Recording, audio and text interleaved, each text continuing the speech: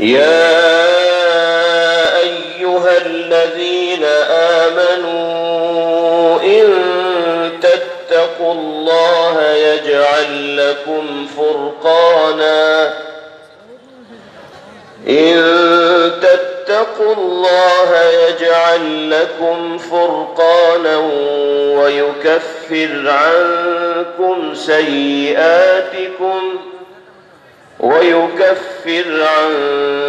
سيئاتكم ويغفر لكم ذنوبكم والله غفور رحيم صدق الله مولانا العلي العظيم.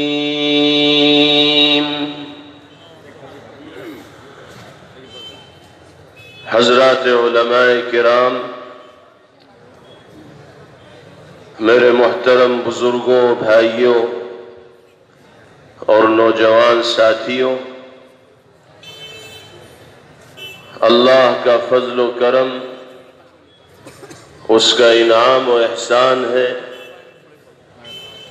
کہ اس نے ہمیں اور آپ کو دین کی نسبت پر اور اس مدرسے کی برکت سے اس روحانی اور نورانی اجتماع میں شرکت کی توفیق میسر فرمائی،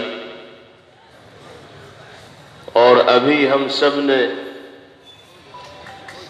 اپنے مربی و سرپرست مخدوم و محترم حضرت مولانا احمد شفیع صاحب دامت برکاتہم العالیہ سے بہت ہی قیمتی اور مفید نصیحتیں سنی، جس کو آج کے اس پروگرام کا خلاصہ اور نچوڑ اگر کہا جائے تو مبالغہ اور غلط بیانی نہیں ہوگی۔ اللہ تعالی ہم سب کو حضرت مولانا دامت برکاتہم کی ان نصیحتوں پر عمل کرنے کی توفیق نصیب فرمائے، اور حضرت کی عمر میں برکت عطا فرمائے، ہمارے تمام اکابر بزرگان دین، مشائخ، مربی و سرپرست حضرات کے سایہ عاطفت کو اللہ امت پر دراز فرمائے، اور ان کے فیوز و برکات سے دیر تک ہم سب کو مستفید ہونے کی توفیق نصیب فرمائے۔ میرے بھائیوں اور بزرگوں، اللہ رب العزت والجلال نے ہم سب کو انسان بنا کر اپنی مخلوقات میں سب سے زیادہ شرف اور عظمت عطا فرمائی،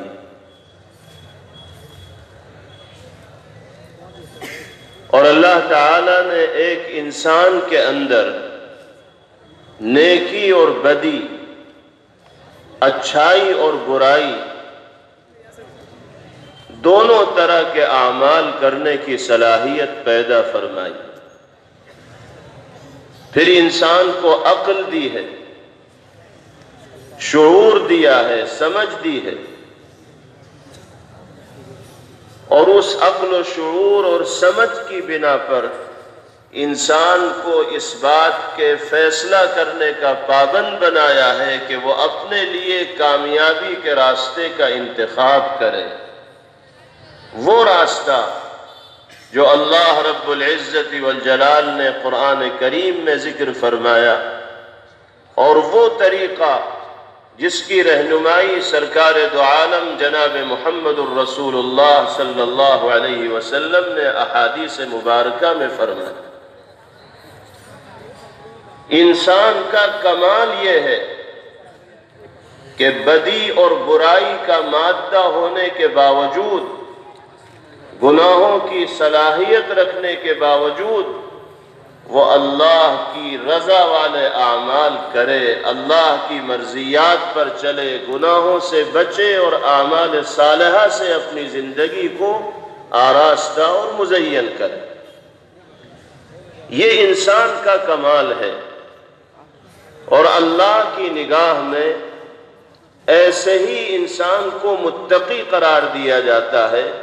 پرہیزگار قرار دیا جاتا ہے، کامیاب قرار دیا جاتا ہے۔